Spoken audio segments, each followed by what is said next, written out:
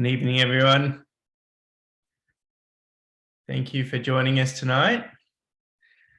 Welcome to Humanity's Moment, author talk with Joelle Gergis.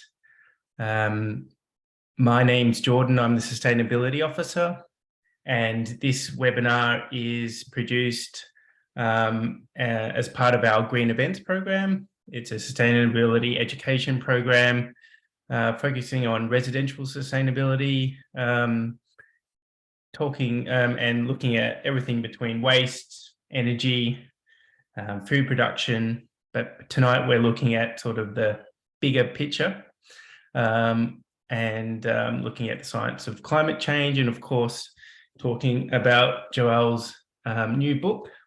I can't see it there because of my background, but yeah, Humanity's Moment. So before we begin, I'd just like to acknowledge the traditional owners in North Sydney, the Cammeraygal people, and pay our respects to ancestors past, present, and emerging. And I'd also like to acknowledge the traditional custodians throughout Australia and their connections to land, sea, and community. There is a couple of housekeeping things I'd just like to go over before we start. That is that your participation is welcome. Comments in the chat, please send them through. We'd like to make it as interactive as possible. We're having a sort of discussion with Joelle, and then we will have some time for questions near the end. We did ask for your questions when you registered for the event. We had over 80 really good questions, so thank you for sending those through. So we'll look at discussing some of those. I've collated them, and we've got some of the most popular questions we might ask Joelle at the end if we have time. We are recording the webinar and we'll be distributing this afterwards. Just for anyone who's not able to attend live, but feel free to pass on to friends and family tomorrow. And this finally will be focusing on Joelle's book and the climate change science. So I think we'll be pretty flat chat talking about this. So it's probably not, if you are a climate denier, it's probably not the right space. We might park that for another day. So I think, yeah, any climate denier discussion, we might keep off this forum for tonight, if that's okay. So, Joelle, welcome. Thanks for joining us. Hi, Jordan. Thanks for the invitation. It's wonderful to be here. Yeah, great. We've had some amazing guests as part of our Green Events program. Some scientists, but never a climate change scientist. So it's really good that you can be here and answer some of our questions, and of course talk about your book. Before we begin, do you want to talk to us about your background and experience? Yeah, sure. So I'm a research scientist that has basically dedicated about 20 years of my professional life to understanding climate variability and change. And I've worked a lot on Australian climate, but also the broader Southern Hemisphere context as well. So I did my PhD on El Nino. Many of you would have heard of El Nino. It's the largest source of year-to-year variability on the planet, aside from the seasons themselves. And I've worked at a variety of different institutions. I studied at the University of New South Wales in Sydney, actually, and I have worked at the University of Melbourne, and I'm currently at the Australian National University in Canberra. So I guess my background is very much in the physical sciences, I guess, of understanding how we know that the climate is changing, and really understanding those natural cycles of climate variability. So much of my research has been looking at understanding natural climate variability and trying to contextualize recent variability and extremes. And I guess the culmination of a couple of decades of that type of work led to my nomination as a Intergovernmental Panel on Climate Change author. So the UN puts out a climate report every 7 years or so, and I was one of about 12 Australian authors involved in volume 1. So there's 3 volumes with IPCC, as some of you might know. Volume 1 deals with the physical science component. So types of, it's basically a global stock take of different components of the Earth system and how we understand that it's changing. So I was involved in the IPCC from 2018 until the report came out last year. And effectively, this book, Humanity's Moment, is effectively the highlights reel of that report, but also, I guess, a deeper exploration of what it is like to be not only just a scientist, but a human at this moment in time, which is a really critical moment in human history. And I'm sure we'll get to that, but just in terms of the CV elements of my of tonight. So I'm basically a research scientist that has spent a lot of time devoted to understanding climate variability and climate change. Yeah, great. Thanks for that.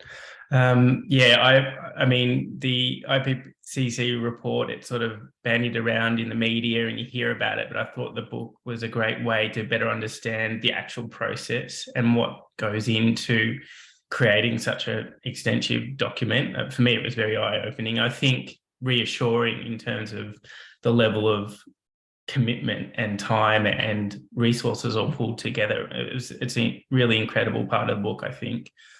I suppose going back a little bit, what was the main driver for you to write that book? Well, as you just touched on, it is an extraordinary process, and I actually did devote just a little bit of time to sketch out what it is to be an IPCC author. And for those of you who aren't too familiar with it, it's a voluntary post. So that's on top of the background of my standard job, which is I'm a senior lecturer at the ANU, plus I do research as well. So it's basically voluntary work that is conducted over a 3.5-year period. It's a global stock take. We look at thousands of peer-reviewed research articles and then condense it down into an assessment report. One single volume of this IPCC report is actually 1 million words. So if you stop and think about that, there are about 13 chapters in working. Chapters are about 80,000 words each. So for those of you who've ever done any sort of higher education studies, it's like a PhD thesis in every single chapter. Now that's collated into a single volume. We have 3 volumes, sort of 3 different working groups, 3 supplementary volumes with special reports and a whole range of technical appendices. So just to give you an understanding, it is a colossal process and it is completely unpaid. And it is truly a United Nations process. So I was involved in Chapter 8 of Working Group 1, which was working on the water cycle. And so we literally had people from Russia, Colombia, India, you name it. It was that people were represented. It was really amazing. And so I guess for me, having had the privilege to sit at the table as an Australian scientist at a time of immense upheaval here in our country, it became clear to me that the information that I had access to as an IPCC author really needed to reach a very, very broad audience and as quickly as possible.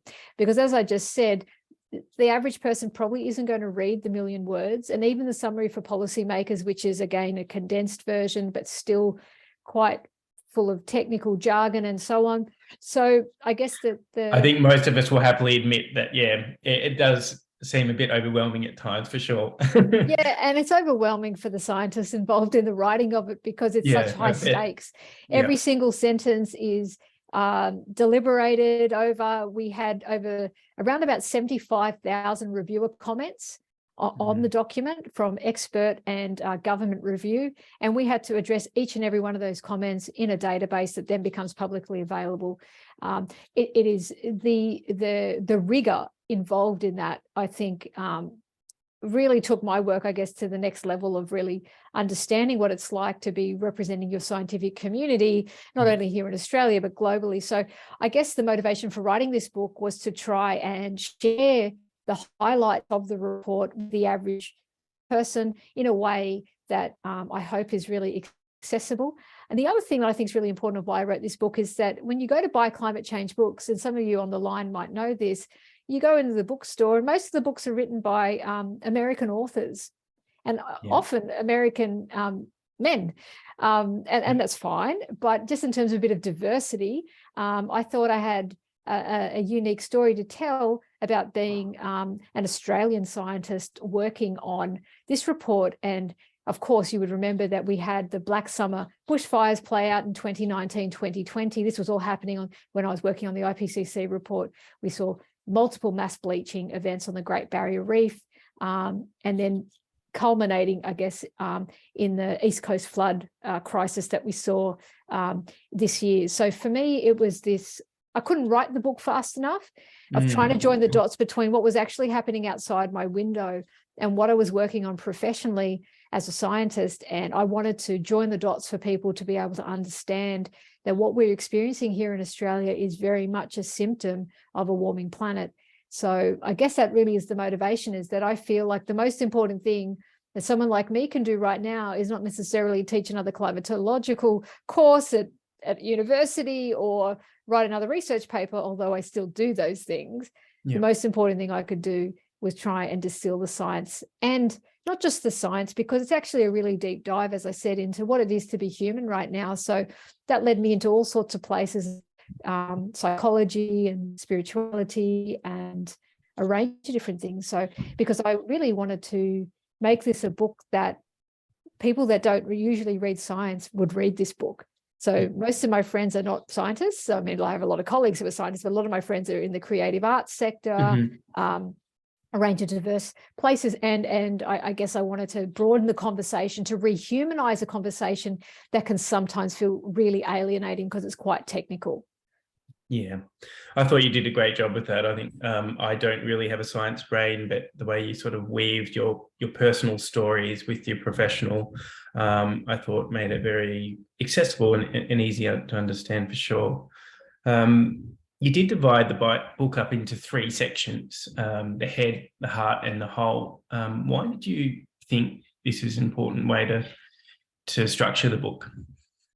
Because I realized that basically it's one thing to understand something intellectually, but to really allow yourself to have an emotional response to it, to that information, is a whole other process. And with scientific information, sometimes we hear about, temperature anomalies and changes in ocean circulation and things that seem really, really abstract. And I really tried to provide the reader with enough of the nuts and bolts of the actual science, because I think it is really important that people do have like a handle on the basics of where we are right now in terms of reliable information that has not been, I guess, misconstrued or misunderstood from people who don't have a scientific background and weren't necessarily at the table.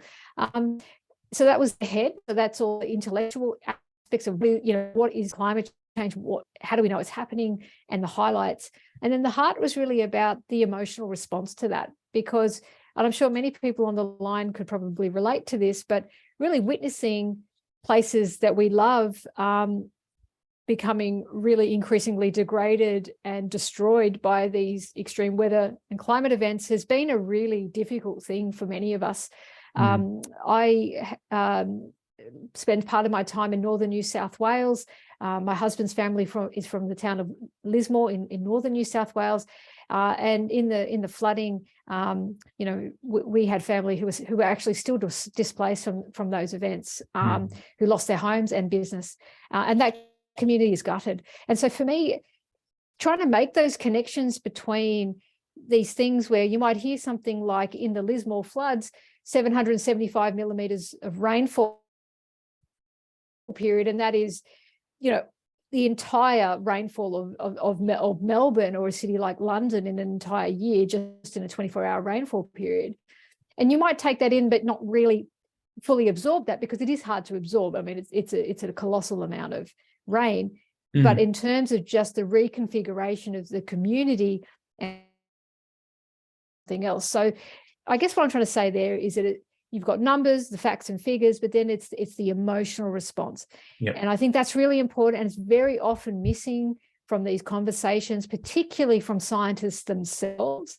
And I think that needs to change, to be honest. And I think we need to do it carefully, but it's something that, I think is a shame, because the people who are on the front line of the research of this, how could you not be distressed by the information coming out of the scientific community right now? We don't hold, say, for instance, people in the healthcare sector, when they see people dying on their watch, We don't say that they're compromised or have some kind of conflict of interest or something like that. People understand that you can have an emotional response to your work. And because there's been, I suppose, very cynical and malicious, I guess, intervention in the public conversation around climate science, people can often try and, I guess, put a lot of unfair criticism on our community. And I guess I don't want to get into that because there's really no time to have that conversation. But I guess I want to say is that people who understand this are really deeply, deeply concerned, because we're actually witnessing large-scale ecosystem collapse now in this country. Since 2015, we've lost 50% of the Great Barrier Reef in successive mass bleaching events. And as we were talking about the Black Summer before, 25% of Australia's temperate forest burnt in a single bushfire season. 2% is usually what you get for an extreme fire season. So 25% is just orders of magnitude. And now we have our most iconic mammal, the koala, is now listed as an endangered species along the east coast of this country. I mean, it's just unfathomable to be thinking that we're witnessing these changes in our lifetime. And what scares me, I guess, as a scientist, is how abrupt these events are and how non-linear in a sense, because they are just playing out in ways that are surprising the scientific community. And I think that's what makes me think, well, if this is what we get at 1.2 degrees of global warming, then what are we going to get at 1.5? What are we going to get 2 degrees? What are we going to get at 3 degrees? And so on. And so we're very vulnerable as a country here in Australia. So I guess it's one of these things that I want to be very clear that we're living through an era of immense change, and many of us do have an emotional response to that. And I wanted to speak directly to that place. And I wanted to help provide language for people wanting to have these conversations, and almost like a permission slip to say it's actually okay that you feel pretty stressed out about this. I mean, I teach young adults at university, right? I talk to a lot of stressed out people, young scientists who are in this space. And it's, you know, we need to find some language to talk about mental health. We need to find ways to talk about dealing with adversity, and how do we find a way to create meaning in a time of upheaval. And so that brings us to the last part of the book, which is the whole, which is realizing that collectively we are most powerful when we are banded together in like-minded groups. And this is the entire story of human history. So we can look to great social movements in the past, like the civil rights movement, striving for gender equality. These are not a done deal. These are things that we always have to work towards. And I guess, but we can still learn lessons from these great social movements and realize we're actually participants in the greatest movement of all time. I mean, this is the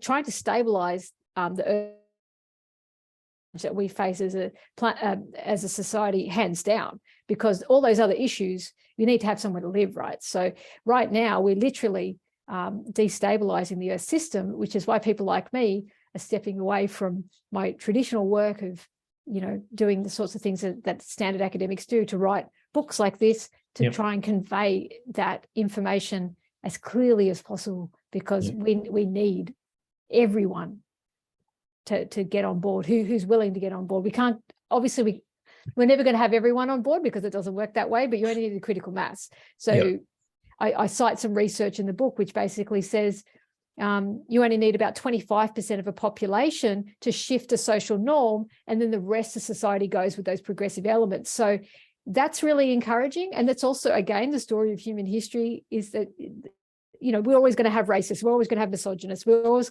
going to have certain entrenched elements, but you can choose how you show up in this moment, and you can choose, you know, which side of history you're going to be on. And I think that's more of an empowering thing, because it's also, it really connects us with our history and our deep sense of humanity, I guess. Yep.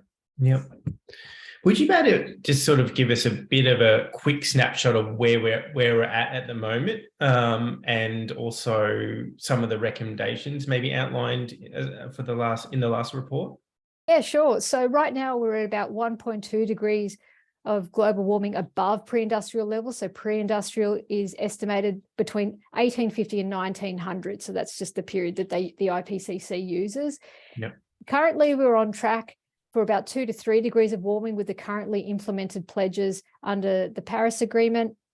which is clearly a catastrophic overshooting of the targets that we need to basically try and not trigger abrupt changes in things like the Greenland and West Antarctic ice sheets and tipping points and things like the Amazon rainforest, which are really important components of the Earth system. And so clearly, politically, we haven't got the political response we need. In terms of all the net zero emission pledges that have been put forward under the COP program, so the Conference of Parties to the Paris Agreement, we just had COP27, which is the 27th meeting of that group. And basically still, even with our very best effort put forward, we're still looking at about 2 degrees of global warming, which is, again, the higher end of the Paris Agreement target. So clearly— Is that on a global level, Joelle? That's on a global level, yeah. All of these metrics are basically put forward globally. But just very quickly, some of you might have seen today in the news that the Bureau of Meteorology and the CSIRO put out a report today, which was basically saying Australia has warmed by 1.47 degrees Celsius, so just say 1.5 degrees. So the planet has warmed, the globe has warmed by 1.2, but Australia's warmed by about 1.5 degrees already. So that just goes to show that there's different levels of global warming in different parts of the world because of, ocean and land masses, and it's not uniform. But getting back to where we are, so where we are is still on a track which is well above where we need to be to really avert the worst aspects of climate change. So that would be the first thing to mention. Second thing to mention is that under all emission scenarios that we look at in the IPCC assessment report, and there are a series from low, intermediate, and high emission pathways, we're on track to exceed 1.5 degrees of warming by the early 2030s under all scenarios. So even under the low emission scenarios. So effectively, the take-home message here is that we are going to continue to see this escalation of climate extremes, and we're going to be witnessing these ecological collapses and other disruptions to our system, to not only our physical systems, but our social systems as well in our lifetime. And I'm not talking about, distant lifetime. I'm talking about right now. I'm talking about the next few years. I'm talking about the next decade. So I think that is a really significant message. And in terms of another key take home from the IPCC report, which I think is critically important, is that how bad we let things get is still in our hands. So the level of warming that we will experience is linearly related to our emissions. Okay, so once we start to stabilize carbon emissions, we start to stabilize in terms of temperature. So how bad things are in terms of how the level of warming we will experience is exactly the challenge that is being put forward right now by the scientific community, and it's really the political response we need to that. So it does matter, even if we might be headed for 1.5 degrees in 2030, it could be a lot worse if we don't take more immediate action. Is that sort of what you're saying? That's exactly right. So and what we basically show in the report is that the impacts escalate and start compounding at higher levels of warming. And then it becomes, after a certain point, it's very difficult, if not impossible, to adapt in certain parts of the world and certain ecosystems. So that's really, so basically, it was put forward by Antonio Guterres, who's the UN chief, who basically said, this is a code red for humanity. So it is a code red, and that's basically, so you're asking me what's the latest science? The latest science is code red. And then what do we need to do about it? And this is where I'm hoping that we have a more inclusive conversation, which isn't just about energy policy and all this sort of stuff, which is certainly very important. But I also talk about trying to engage different members of the community. I talk about the role of the creative arts sector and a range of other groups. But it's one of these things that I think is really important in terms of changing the cultural conversation around the social license for the continued burning of fossil fuels and the destruction of ecosystems, and whether or not, as a society, as Australians, do we want to continue to be a part of destroying the planet, or do we want to leave that legacy of care and repair of knowing that we can do better, and we can. Yeah. So that's the good news. So I guess it's a sober message from the IPCC, but it's a call to action for the community. Absolutely. And I think it's actually important to acknowledge how serious it is. And in maybe previous years, maybe if we do this, it's sort of felt more up in the air, but now it's concrete, and this is happening, and we've got timelines for when we get to 1.5 degrees, and hopefully we don't get too much over that. But it's important to acknowledge that it's happening and not put our heads in the sand, because I think from that we can take action, rather than believing that things might magically sort of change without doing anything. So no, that's right. And on that point, which is just when we overshoot 1.5, it's coming back down. So it's not runaway climate change. That's what I was trying to say before. Right. There's a linear relationship between emissions and temperature. So once we bring emissions down, temperature follows, and it always has. In ice ages, it's a really long-term relationship. But so I guess it's a good thing to remember that things are going to get worse before they get better. But that's exactly the reason why we need to put the brakes on, because we don't want to lock in just so much warming that we literally are just watching that reverberate out through millennia. Yeah. And that's what we're concerned about as the scientific community. Yeah. Yeah. I mean, I think you mentioned in the book, it can be pretty tough stuff to sort of get your head around, especially when you're working in it every single day and you're seeing the science from all around the world. I think in chapter 8, you mentioned how hard it was, and that you had a bit of burnout from not only writing the report, but working as a volunteer, but working as an academic, and writing the book in the middle of a pandemic. You talk about how at times you wanted to stop, and that you wouldn't blame the reader for stopping also. What really kept you going and motivated to finish during this time? Yeah, so chapter 8 deals with intergenerational damage. And as you might imagine, it's pretty heavy stuff. And I guess at that point in the book, I had covered all this really kind of difficult ground. And then I got to the point where I realized that it's effectively what we're unleashing is not just for people alive today, it is for countless generations. And I've been really moved by the student striker movement and continue to show up and say, this is not good enough. But it's also really not fair to expect teenagers to take on the vast moral and ethical responsibility and leadership needed for this topic. And so it really comes back down to the people, I guess, of my age and in other sort of decision-making roles or spheres of influence that you have access to do everything you can to support the younger generation. And so I sort of felt like I felt compelled. I felt it was my ethical responsibility as a scientist. If someone like me, who knows as much as I do, just disappears from the conversation, curls up in the fetal position and says, oh, this is really intense and too hard for me, I'm just going to check out of this conversation. Well, I actually don't feel like I have the luxury of turning away from this. And I know some people do, and for a variety of different reasons, but I'm not going to pass judgment on that, but all I am going to say is someone in my role, I couldn't. Like every time I engage in the media or read anything or look out my window, that's just the next event is unfolding and the next and the next. So I understand what I'm seeing on the news when I read things. So I'm just trying to help people join the dots. And so I really feel like it's the biggest challenge facing humanity. And I think if more people understood that, they really would step up.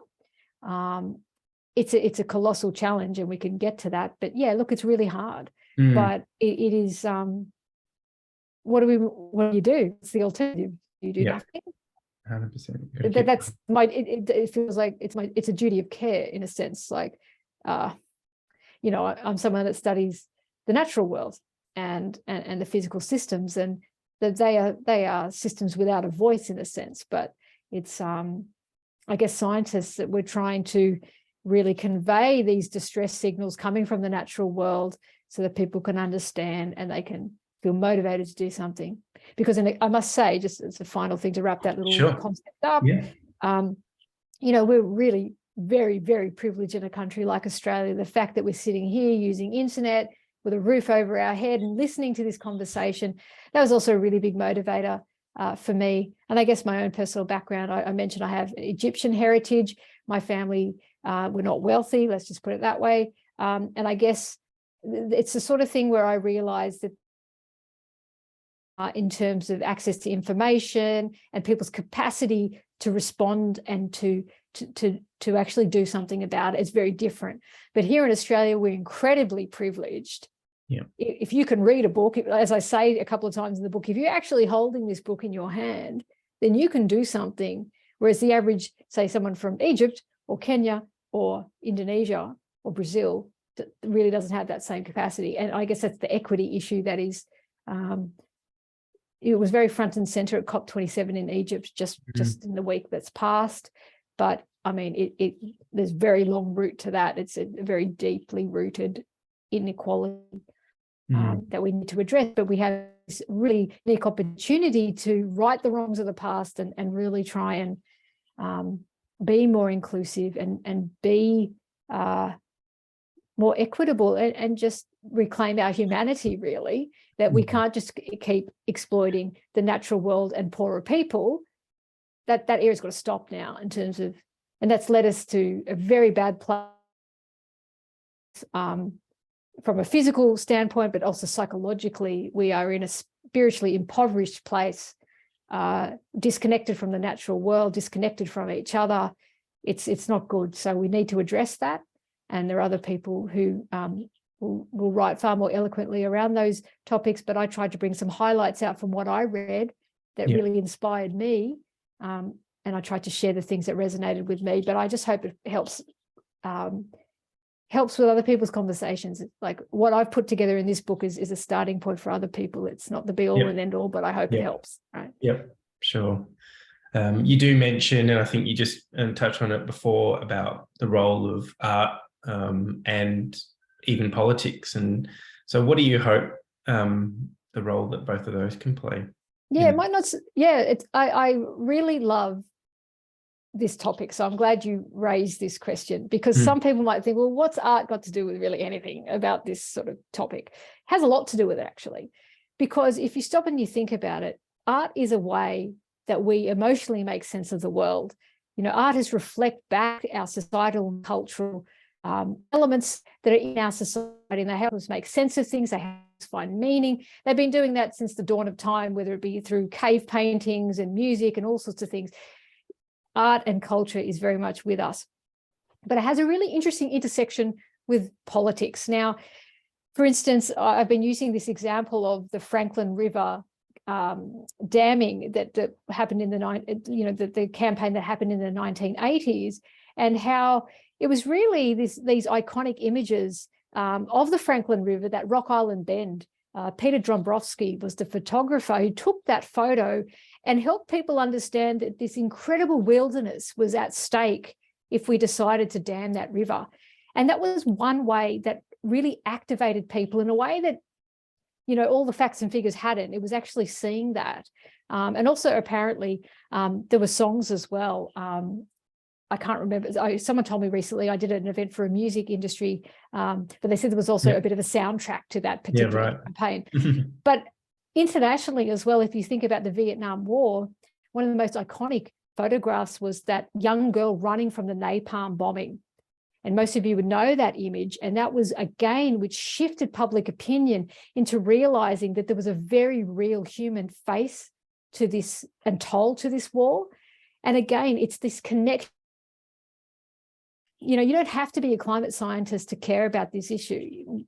It's not necessary. You have to be a human being, though, and you need to be someone that is prepared to be emotionally moved, because we need to effectively wake up. And one step beyond that, it's really not that complicated, because it's like it's very natural for human beings to protect the people and the places we love. It's as simple as that. And it's kind of what we're trying to do, but on a global level. Because if you stop and you think about your own family or the young people in your life or your local park or beach or whatever it might be, all of these places are at risk. All of these places are shifting in ways that might be unrecognizable in decades to come. And that is a really disturbing concept, which is why it's a stressful thing to talk about, but we need to talk about it because it's unfolding. And if you think it's not unfolding, that's a separate conversation, but Yep. I wish I were wrong on this. I'd love to be wrong on this. Yep. And even Yep. when I actually put this book, I had two senior colleagues review this book, two IPCC colleagues of mine, and I was hoping they would come back and say, get rid of this, get rid of that. But unfortunately they didn't. But just, I would love to be wrong. I would love for our whole community to be wrong. Yep. That'd be good.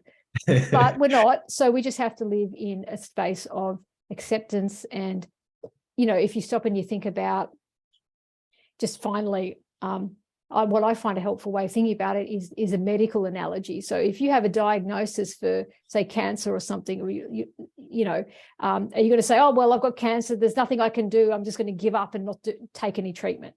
Well, no, most people would be like, well, early intervention is good. There's things we can do to avert the worst aspects of it. Some things you might lose, but other things you might be able to address. And I think most people wouldn't leave a loved one, whether it be their mother or their child or their partner, and not do anything about it. And it's really kind of boils down to something as simple as that, in my view. So that's why I kind of use that analogy, because I feel that we overcomplicate it. You don't need to be a renewable energy scientist. We just need to put our political and consumer power behind organizations and individuals and politicians engaged in the system to shift the system. And maybe you want to talk about that. Well, I think we'll start, we'll maybe talk about some of the solutions that you might recommend soon. But I wanted to just ask, you do mention Greta in your book a few times, and what do you think about her activism and getting the message through? I actually think she's amazing.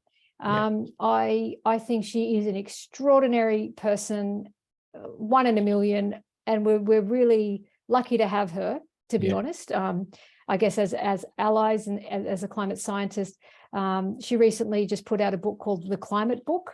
I contributed a chapter to that book. Right. And if you go to the bookshops, please do pick up my book, but also pick up Greta's, because she actually approached a whole range of different experts from around the world, not just scientists, but also, writers and social scientists and a whole range of different people. So it's actually a really beautiful resource. But I think she's amazing. I think she's been able to give voice to a whole generation of young people. And I stand there in solidarity as a member of the scientific community. But, like I said, I really feel like it doesn't just it requires people from all generations, not just the young ones, all of us. I suppose we've talked globally, but can you talk about the Australian response to climate change, how we're faring nationally, and compared to other countries, and talk about that a bit? Yeah, sure. So one of the things that gave me hope when I was writing this book was to revise a chapter that I'd written about politics. And at the time, the Morrison government was still in, but then we saw this extraordinary thing play out in our country, where we saw a whole bunch of independent candidates, a lot of Green candidates, taking a stand for issues like climate change, gender equality, integrity. He's got behind them in the most extraordinary way. And we ended up throwing out a government that was really basically denied the very fundamental aspects of climate change. And we were really an embarrassment on the world stage, to be honest. It was really quite embarrassing to be Australian. And people would say to me in the IPCC, but your country, it's so impacted. What's happening? Well, don't your people care? And I'd be like, no, we do care. But we also have enormous fossil fuel reserves and are entrenched interests in wanting to maintain the status quo. So this is where the whole concept of social license really comes in. So I really feel like the May federal election in this country was the climate election that we were all waiting for. And we finally got this groundswell where it came back down to individual communities voting in people that reflected their values. And then collectively, that led to, I guess, a critical mass to shift the government. Now, so we do have a federal government now that legislate an emission reduction target, which was, in all good faith, is a really good, solid first step in terms of a 43% emissions reduction by 2030, which is a good start, but it's still below many of other industrialized countries that have at least about sort of 50% or more. Yeah. So it's still not enough, but it's a good start. So I'm not somebody that wants to be really cynical about that. I think we need to understand there's been a lot of inertia. You can't expect things to just shift completely. So on that one hand, I think it's really, really positive that the government has legislated a target, which means that there's mechanisms in place to implement these reductions. But then on the other hand, we have still over 100 different fossil fuel projects, mostly in gas and coal projects, that are on the books in terms of being developed in this country. So there's a mismatch there, right?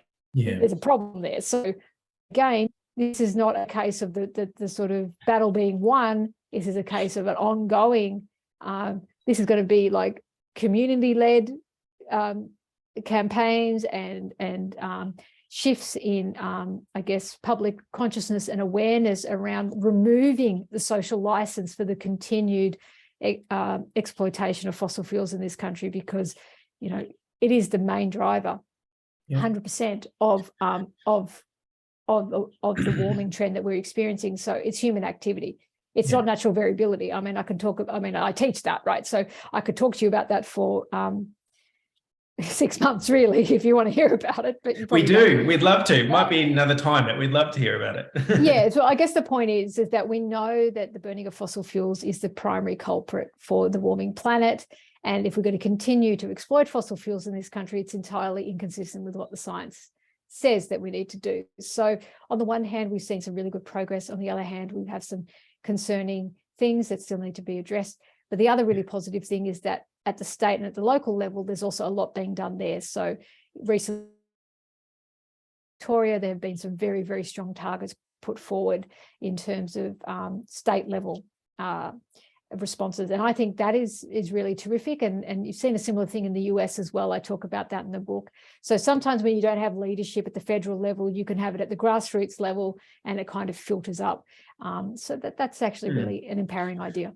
Yeah, I think the rise of the teal independence has shown that there's, you know, priority for the environment and climate change response. And in North Sydney, we've got Kylie Tink, who's doing great things. So, yeah, it's I think it's actually a good time politically with the rise of those independents.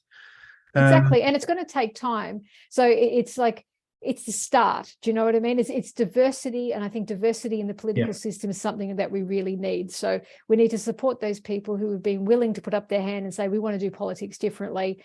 They're not going to get it right every time. There's going to be a lot of challenges, but I think we need to support those people in terms of their vision and their willingness to actually engage in sometimes what is a very adversarial times. But I think they're going in there to help change the culture, which I think is certainly very positive. Yeah, great. What was I going to ask it? I suppose in the sort of closing and maybe the last question around your book before we get to some questions. In the final chapter, you discuss the monumental challenges that we need to overcome to protect our environment and the current world we live in. I suppose you've talked a little bit about this, but why should we not feel doom and gloom? Apart from just carrying on when the science is sort of pointing in the wrong direction at this time, at this stage? Sure, good question. Well, there's many, many things I can say, but maybe I'll say the simplest thing first, which is that effectively we will protect the things that we care about. Right? So we will protect the people and the things that we love. So recently, I had a meeting with my US publisher and I was talking to them about Australia. And I was sort of saying how Australia is the most, like has the most unique plants and animals of any nation on Earth. So we have more biological diversity than even a place like Brazil or Papua New Guinea or Madagascar, or any of these places you think of as being these really richly biodiverse areas. Australia is the most unique place when it comes to that. And on top of that, we also have the longest surviving Indigenous culture on the planet. So we are caretakers of this extraordinary part of the planet. And it is a privilege, really, to live here. And we should do everything that we can to protect it for future generations. So I guess it's just coming back to realizing and falling in love with our country again, or maybe even learning some of the wisdom from, First Nations people in terms of the reverence for this extraordinary place that we live in. And as a scientist, I'm deeply connected to Australia, but I also have a love for the planet because I understand different aspects of it. But I think, it's one of these things that we will protect the things that we love. Yep. Perspective. It's also just about the fact that we can still avert the worst aspects of climate change. So wouldn't you want to do that? Again, if you want to talk about that medical analogy again, wouldn't you take the treatment? Wouldn't you do the thing that you could do? Take the action to make it less worse? I think you would. So it just seems like the logical things. So I guess the science says that there's still a lot that we can do. And I guess I still place faith in humans to do the right thing. And that's why this book is called Humanity's Moment, because it is this moment where we can step up into our shared humanity and reclaim a humanity that has been lost and become numbed and disconnected from each other and the natural world. And we can choose to step up and reclaim that beautiful custodian relationship with planet Earth and each other. And I think that is a very meaningful and worthwhile thing to do. Yeah, great. We might, move on to some audience questions. Are you okay with that, Joelle? Yeah, of course, that's fine. Right. Yeah. I suppose when the questions were submitted, the top question easily, the most submitted question was, what are some of the key effective changes we can make as individuals? Where can we make the biggest difference? Where does the science point to what we can do? Yeah, great question. My answer to this has shifted recently. And the first thing is to realize that you're living through the most profound moment in human history. The 2020s will be remembered as the decade where we either stepped up or we didn't. So from that place, really take that in on a really deep level, because I think once that comes about, you'll realize there's really no more time to delay. And from that place, I'm hoping that, spontaneous action comes about, because there are a range of different things. For instance, you can take personal action in terms of your consumer and political power. We just had a really nice conversation about the political power and seeing how when you get behind people that reflect your values, you can shift political systems and you get these social tipping points. So lending your voice and your that you can do is really important. And from the consumer perspective as well, you can think about those personal things that you can do, whether it's the rooftop solar, or it's public transport, or it's eating less meat, or it's a whole range of different things. And there are other organizations that, cover that sort of thing pretty well.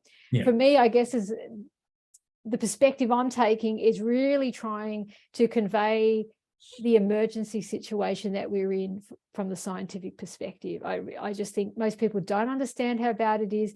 They think there's, a lot of time to deal with this. But I think most people would appreciate that things are escalating, right? And it's only going to get worse. And it does terrify me to think about, well, if this is what we get with 1.2 degrees of global warming, what are we going to get with 1.5? What does 2 degrees look like? And I mean, I outlined some of those scenarios, but they are not livable or workable scenarios. So there's many things you can do, but the first is be a part of this social movement. No matter what age you are, it doesn't matter. Also, if you can't do much, support people that are doing it as well. Find a way you can be involved. Yeah. What about kids? How do you talk to children about climate change? That was the second moment asked question. How do we talk to our kids about this issue? It's a really, really challenging thing, but I think we need to start telling better stories. And I think we need to start telling a regenerative story, not just a story of degeneration and destruction and all the loss. That is important, and but it has to be age appropriate as well. But if we talk about working towards a sustainable future and all the things that we can do to make the world a better place, I think that is a conversation or a frame for kids that you can. And kids are really naturally connected to animals and nature. And so it's falling in love with the natural world again. And maybe it's that helping kids and parents to go into nature together and to have that reverence for the natural world and understanding about why we recycle or why we don't eat as much meat in the house or whatever it might be. There are many different things that you can do, and it comes back down to your own cultural values and all those different things. But there are many ways that we can engage young people, and I think it's about caretaking and protection, and it's about protecting nature and protecting animals, and it's about those sorts of things. But then we do have to have some language around the more difficult aspects of it. So I've been dealing a bit with some teenage groups and talking to them about how to talk about that, those difficult aspects. We have to not shy away from those darker shades of human emotion, like depression or anxiety. They're really keen for it. They want to hear about it because people are just very quick to want to talk about the shiny, happy stuff, but life isn't always shiny and happy. And I think we have to normalize that. And we have to, as adults, be examples of that. And that's why in my book I try and be honest about my own struggles with depression and my own ways of finding meaning through what sometimes feels like a meaningless world. And trust me, these kids are switched on. They know a lot more about the science than we probably did when they were that old. Oh, they definitely do. I think we need to guide them, not speak down to them, give them resources, but also give them the very real reasons for hope. And we do have hope, but it's also realizing as well that they live in an era of change. And so, this whole thing of, we all have a sense of responsibility now. And I'm sorry that this younger generation has it so acutely, but it's kind of, that's the lot they have. And we just have to do our best to support them and try and make things as good as possible for them. We're nearing the end of the discussion with Joelle. So if you have any questions yourself, feel free to send them through the chat. Another question, the third most asked question was the future of climate change science. People want to know where is it headed, but also are there individual or how can we support research in Australia or internationally? Yeah, it's a nice question. Thank you. Climate science is actually really thriving in Australia. We have some world-class scientists, and there's recently been the announcement of a new research centre called the it's an Australian Research Council funded project for weather of the 21st century. So it's how climate change is influencing weather extremes. And it's a 7-year program, which is fantastic in terms of just the longevity and the skill development of younger scientists and things like that. So that sort of work is really important. So it's voting for governments that I guess have a strong interest in research and development and training and universities and things like that. And then there are a range of, I guess, other organisations you can support. The Climate Council is a really good one. I'm a counsellor on that, and there are other climate scientists on that in that group. So we try and provide technical and expert advice and then use communication specialists to then translate the science. So they produce a lot of really good reports that are really accessible. And that's why I help them, because I think they do really good work. So you can choose to support an organization like that with a small donation or whatever it is that you would like to do. I'm not aware of all those things, but you can find it on the website. And I guess encouraging the young people or the older people in your life, if they're interested in science, to pursue a career in science, because we need more scientists. I mean, the courses that I teach at the Australian National University have grown a lot in the time that I've worked there. And so there is a real interest. Show young people that there's a real pathway for them to become scientists, to become research leaders, and to be someone with a scientifically literate. So you might not need to be a scientist, but I think there's something like most people who are in parliament, I think there's not even 1% of those people have a science background. Yeah. Most people who enter politics are or business sector, that kind of thing. Very few people with a scientific background into politics, probably because they love research so much, but just goes to show that we don't have great scientific literacy in this country. So if you want to encourage the people in your life to continue and to pursue science, and it is a really diverse and thriving area in Australia. And like I said, there are world-class scientists in this country, without a doubt. That's good to know. Fantastic. A couple of questions from Beck and Rosanna about what role industry plays in climate change. In what sense? I suppose impacting emissions and emissions reductions. I'm guessing. Right. Okay. So, I mean, obviously different sectors have different, contributions to emissions.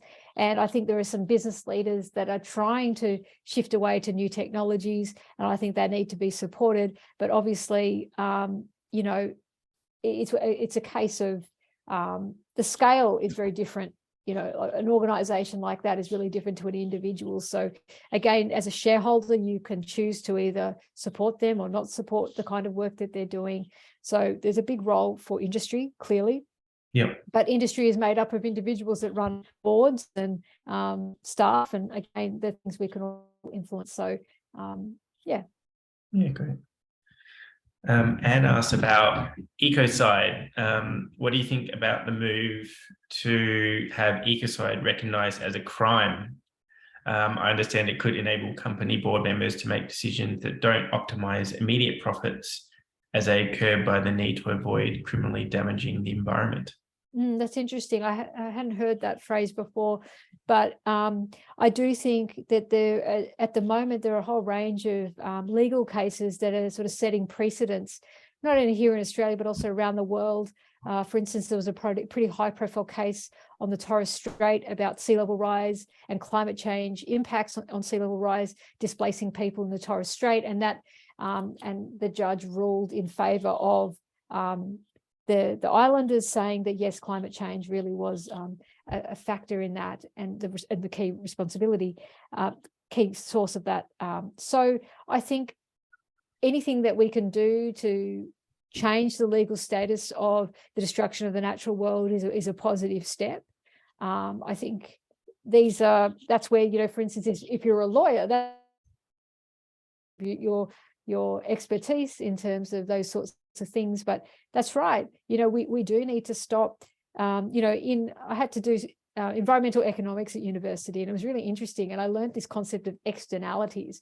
And externalities are basically everything that doesn't have a dollar value associated with the cost of a given project or whatever. And the environment actually is considered an externality. So there's no economic cost of the impact on the environment. So our economic theory has to change in the way that we, again, that reflects social values. Are we just really interested in economic wealth? Are we also interested in environmental health and societal health? And there are different ways of doing things. And I'm sure social scientists and other people know a lot more about that than I do. But I guess it just comes back down to the things that we value and using the systems that are in place and shifting them. And so, pushing for something like, the loss of ecosystems and species to be, like a criminal act, that would be great. Yeah. Yeah. Maybe one final question before we wrap up. A few questions on carbon credits or carbon tax. Do you think is a good mechanism to reduce emissions? Look, I guess I should first say I'm not really an expert in energy policy. I'm a physical scientist, but I will say that at its most simplest level, that we need to pay to pollute. I mean, it's as simple as that. And I'm sure that there are very smart economists, people like Ross Garnaut and others, who could calculate whether these are the best mechanisms to do so. But obviously, we need to restrict the amount of carbon entering the atmosphere. And if we tax that, that is a really good way of doing it. And what you do with that revenue, all sorts of things that could be done. But obviously, there's a lot of resistance from the fossil fuel companies to want to do that. which I think is criminal, really. Yeah. But I guess that's another conversation. But obviously the polluter needs to pay, and we need to. It's cooking the planet. Do you think that might be on the cards in the future politically? Do you think? Yeah, look, I think it will. I think it has to be. I think right now is a really interesting time of transition, where the whole world is grappling to see how we transition into this, clean energy future, and it will be priced out. And we can see that happening already with, electricity sector.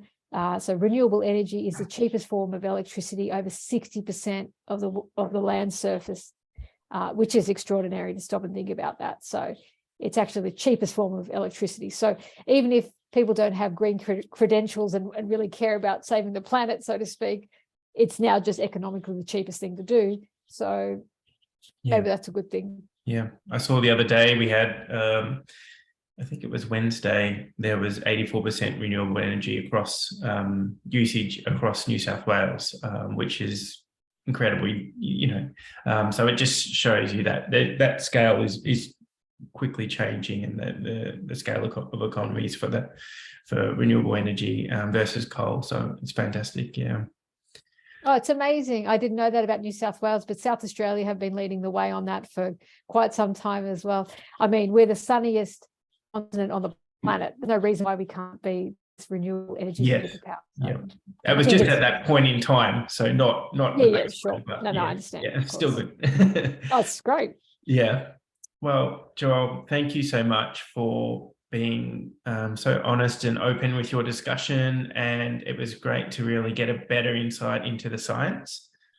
And yeah, thank you for creating this amazing book. I think personally it really helped with and better understanding the science, where we're at and the future direction.